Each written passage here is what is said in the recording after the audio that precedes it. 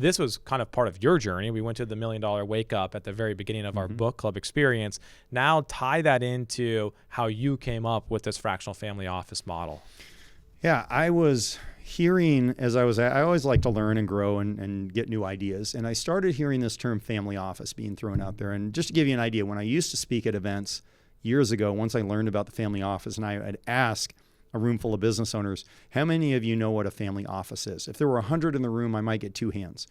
Today, if I do it, I probably get 80 hands. So it's really changed just the awareness of the family office. But at the time, no one was talking about this. So I started asking people I knew, asking people I respected, and I was getting a lot of blank stares. Like, I don't know what you're talking about. You mean like an office building? What do you? And so because I couldn't get any real answers, I kept asking. And by chance, I got introduced through my network to the grandson of a New York billionaire.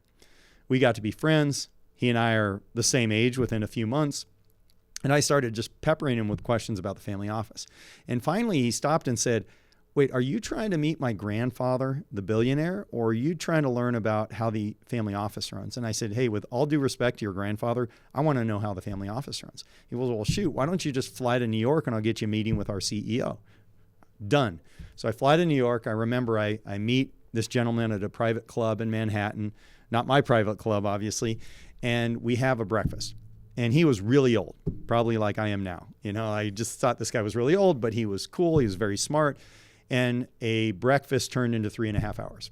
And at the end of the 3.5 hours, he said, Jim, you really are interested in this stuff. You're excited about this stuff. Tell you what, I've got to go to some other meetings, but if you want to change your flights and stay for a few days, I'll show you what we do. So I jumped at the chance, spent a few days with the family and learned how they set things up and how they ran things. And on the way home, I had all these notes, and I was on the flight coming back to Phoenix, and it just hit me like a lightning bolt. I thought, wait a second, that's not just the best structure for a billionaire, that's the best structure for any entrepreneur. But then I knew there was one big problem, and that was the expense. Way too expensive to hire all those people, to have them housed in one place, all the setup. So I thought, well, I wonder, because Mimi and I wanted that for ourselves, I wonder if there's a way to create a structure where we'd get similar outcomes, but it would be affordable for us. And that was the moment when we started down the journey of creating not only the functional wealth wheel from the financial flat tire, and that's how we got to it. And then from there, you have this vision. You then say, hey, I'm going to test this out on myself. Yeah. So walk us through that journey before you kind of productize the service, which is now what we've got with our fractional family office today. So my first thing was, okay, I've got to have a team of A players, which I probably don't. I've got to coordinate the team. And at the time, because I knew a lot about tax, legal, insurance, and investment, I knew I had to be the center of the wheel. But I knew that ultimately that was a role that our firm would take if we could get it figured out. So I started going to the different professionals. And the first thing I did was I found out that I didn't have a good personal lines insurance agent.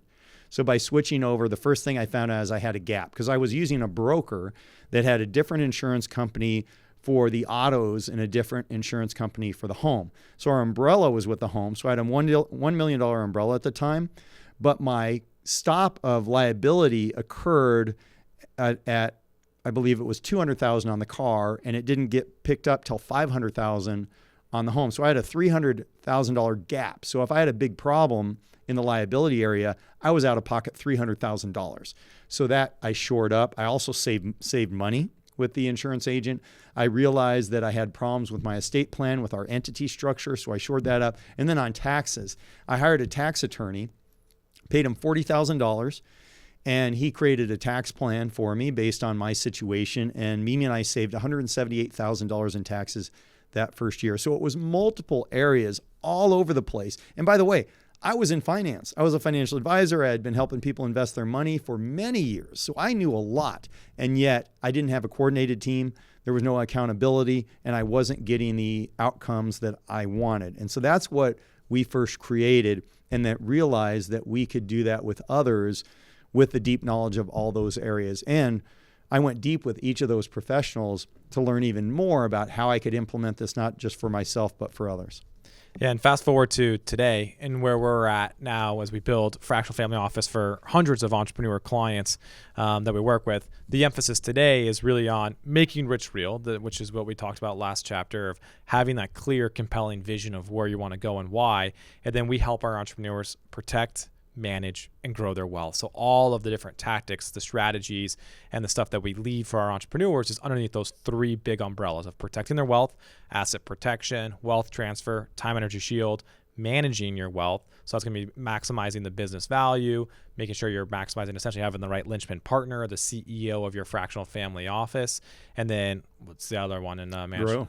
Well, yep. And then manage the wheel of professionals. Building the wheel of professionals. Yep. And then underneath grow, tax planning, one of the clearest ways to drive return on investment, investing like a billionaire, and then profit amplification, making sure you've got your business really dialed in because that's the golden goose. So as we go foreshadow into the next several chapters, we're going to break down protect, manage, and grow sequentially. And we're going to start next chapter by diving into asset protection. And by the way, when you do this right, the fractional family office right, this should not be an expense.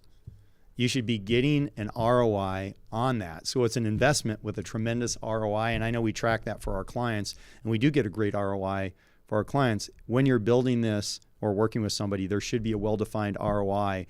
This is one structure and one part of your wealth building, which is, I think, the most important, and also the one that will give you an ROI like nothing else. And you mentioned J.D. Rockefeller.